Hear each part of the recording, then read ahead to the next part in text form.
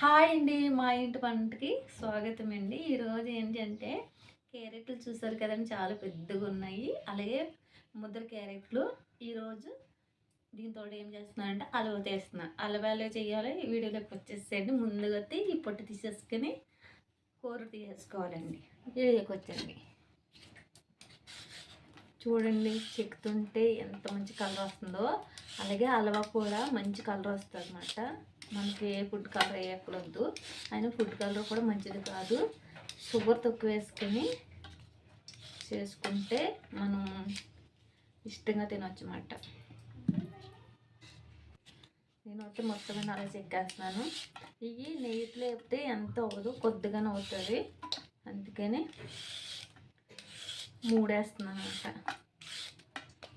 ఇక్కడ కలర్ ఇది కూడా చెక్కుకుండదు అంటే ఇలా తీసుకోవాలి. ఇలా తీసుకుని చెక్కుకోవాలి.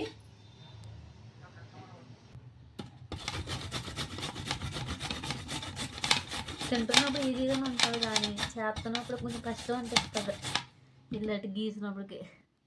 ఇప్పుడు అండి నేనైతే నెయ్యి వేస్తున్నాను. ఇవి వేపుకుంటానికి జీడిపప్పు కిస్మిస్లను. ఇప్పుడు నెయ్యి వేయడం కాబట్టి నేను నెయ్యి అయితే ఒక 4 స్పూన్లు వేస్తాను. అలాగే ఇప్పుడు దాంట్లోనే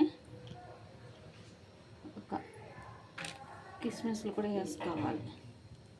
కిస్మిస్లు కొంచెం ఎక్కువ వేసుకుంటే టేస్ట్ ఉన్నది బాగుంటుంది. బాగా ఇప్పుడు ఏగేదాకా ఉంచుకోవాలి. బాగా మాడుకోకుండా వేసుకోవాల్సిన మంట మీద. నేను వస్తే ఇప్పుడు వేయకొని కాబట్టి ఒక ప్లేట్లోకి అన్నది తీసేస్తున్నాను. తీసుకపోయి ఇంకో మళ్ళీ మాడిపోతే బాగా బ్లాక్ కాకుండా లైట్ బ్రౌన్ వస్తే చాలు. దాంట్లోనే ఇప్పుడు అయితే నేను తురుముకున్నది క్యారెట్ తురుమన్నది వేస్తున్నాను. కొంచెం నెయ్యి ఎక్కువ ఇష్టంగా తిన్న వాళ్ళు అయితే వేసుకోవచ్చు. నేనంటే తక్కువ వేస్తాను నెయ్యి. ఇది కూడా బాగా వేసుకోవాలి. నేను అయితే కొద్దిగా నాలుకల పొడిమన్నది వేస్తున్నాను. నాలుకల పొడి వేసుకుంటే మంచి స్మెల్ వస్తుంది. అది కలిపేసుకున్నాం కాబట్టి సగం అయింది కాబట్టి సగం నెయ్యి వేసుకుంటున్నాను. ఇప్పుడు మళ్ళీ ఒకసారి వేసేసుకోకూడదు, ఇంకోసారి కలిపి వేసుకుని. చాలా సింపుల్ అండి. ఒకసారి ఇది పట్టుకుని చూస్తే ఉడికిందో లేదో అని తెలుస్తుంది. అప్పుడు మనం పంచదార అన్నది వేయాలి. ఇంకా ఉడకలేదు. ఒకసారి బాగా కలిపేసుకుని ఇప్పుడు ఉడికిపోయింది కాబట్టి నేను వస్తే షుగర్ చూసారు ఎంత తక్కువ వేస్తున్నాను. తక్కువ వేసుకోవాలి.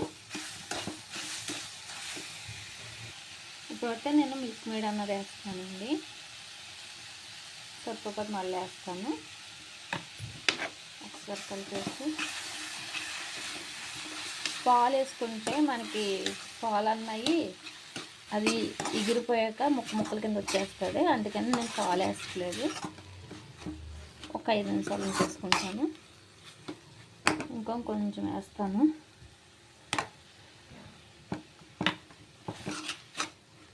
ఇప్పుడు 2 నిమిషాలు ఉంచేసుకుని